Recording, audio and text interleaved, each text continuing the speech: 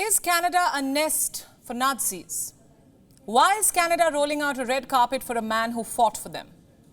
These are questions I want to ask tonight. Let me start by saying Canadian politicians need a crash course in international diplomacy or perhaps a masterclass in the art of global perception.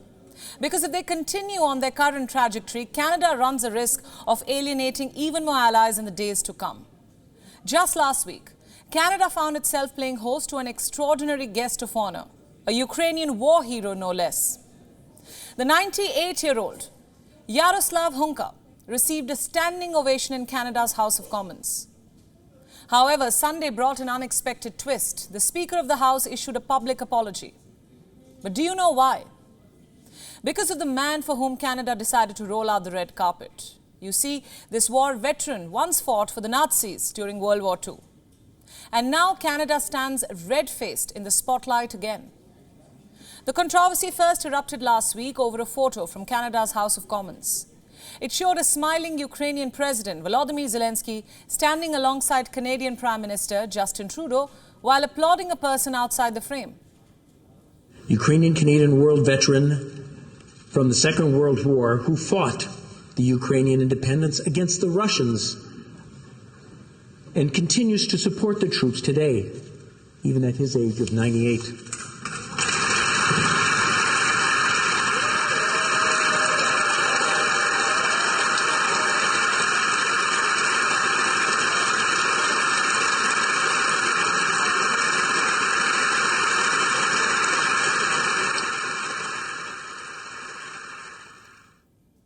You heard the applause. This enthusiastic cheer came right after Zelensky's address to the House. Canadian lawmakers burst into applause after Speaker Anthony Rota drew attention to this war veteran. He was introduced as a Ukrainian war hero, a veteran who had once fought with the 1st Ukrainian Division during World War II, before making Canada his home. But here is where the plot thickens. The 1st Ukrainian Division is more infamously known as the 1st Galician Division or the 14th Waffen Grenadier Division of the SS, a unit formed by Nazi Germany during the latter half of World War II. Comprising primarily Ukrainian collaborators from the western part of the country, this notorious division was embroiled in a brutal anti-partisan warfare. Its members stand accused of committing horrendous atrocities against Polish, Jewish, and Russian civilians. Dear Canada, when extending an invitation to someone within the sanctified walls of your parliament and showering them with honors and praise, before making big statements in your parliament, is it too much to ask for a thorough background check? Isn't it the responsibility of the Prime Minister's office to arrange and vet all guests and programming for state visits of this nature? Following a barrage of backlash, especially from the Jewish community, the Speaker of the House has issued a public apology. Anthony Rota assumed full responsibility for his actions.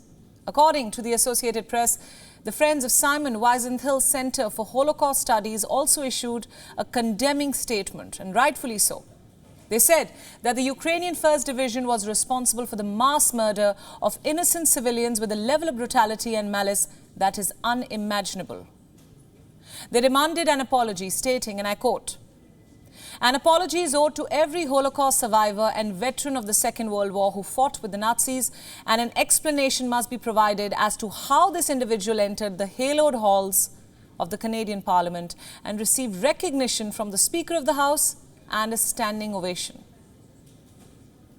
Then came a direct attack on Prime Minister Trudeau. Canada's leader of the opposition, Pierre Poilievre, launched a blistering attack alleging that Trudeau had personally met with and honored the Nazi war veteran.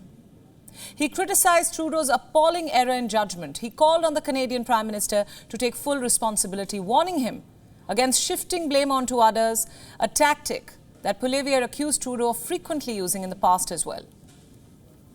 Even Russia expressed its anger. Moscow's ambassador to Ottawa announced that Russia would demand an explanation from Canada and said that it will send diplomatic notes to Canadian Foreign Ministry and the Prime Minister's office.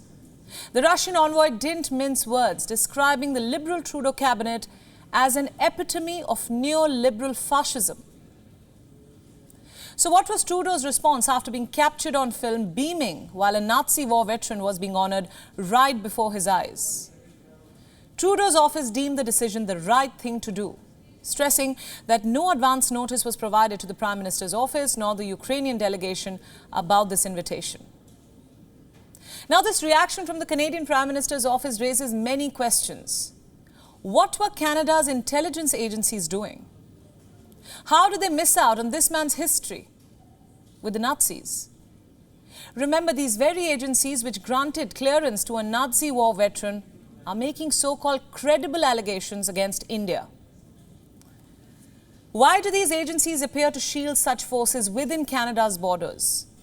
Where does the responsibility ultimately lie? The fact that an apology has been issued implies an acknowledgement of a lack of due diligence.